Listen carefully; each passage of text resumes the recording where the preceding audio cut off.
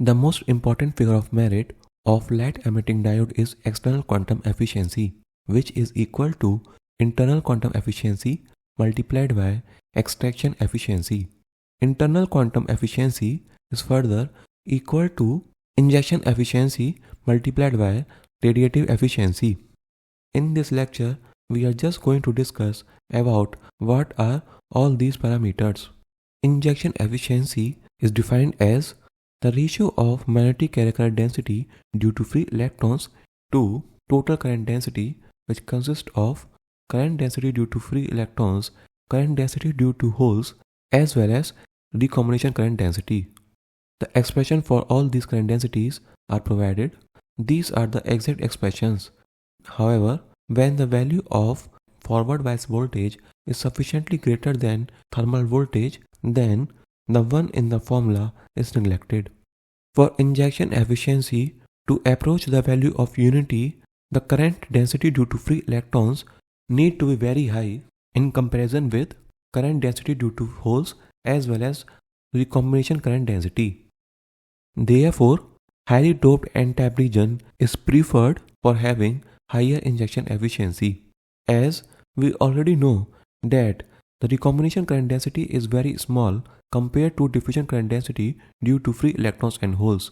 But if we convert the current density due to holes in terms of doping concentration in the donor type region, then you can see that if the doping concentration is increased, then the current density due to holes decreases. So, if the doping concentration in the n-type region is very high, then the current density due to holes will be very small compared to current density due to free electrons. That's why highly doped n-type region is preferred. There are compounds like gallium arsenide which are direct bandgap semiconductors, but there is no such crystal which is 100% pure, and these impurities as well as crystal defects results in radiative as well as non-radiative emission even if the semiconductor is direct bandgap semiconductor. So, even for a direct bandgap semiconductor, we can have two types of recombination. One is radiative recombination and the other is non-radiative recombination.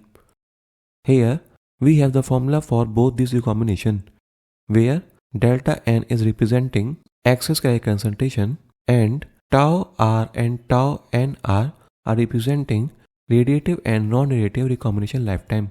Net recombination rate is equal to the sum of radiative and non-radiative recombination rate. Putting the values, we can get the formula for net recombination lifetime. The important parameter, which is radiative efficiency, can be defined as the ratio of radiative recombination rate divided by net recombination rate, which is equal to net recombination lifetime divided by radiative recombination lifetime. The small and very simple formula is important. Recombination leads to photon generation within a semiconductor, but in a very small region, which is depletion region. Therefore, the photons generated have to still cross a very long region to come out of the semiconductor. So, it is not possible for all the photons which are generated in the depletion region to come out of the semiconductor. There are many reasons which results in decreasing the efficiency of photon extraction out of the semiconductor. Like, it is also possible that the photon is reabsorbed within the semiconductor. It is fairly possible that the photon which is generated in the depletion region may get reabsorbed in the neutral NNP regions, which is obviously not desirable. The other reason is Fresnel loss. You know that when an electromagnetic wave is incident on a boundary between two media, then some part of it is reflected back, which results in reflection loss.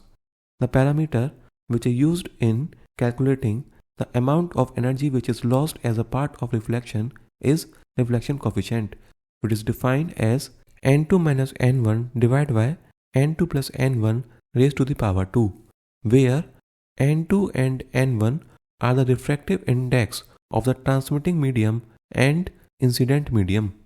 And the very common reason is critical angle loss. When a beam of light emerging out of a denser medium to a rarer medium, then there is a critical angle.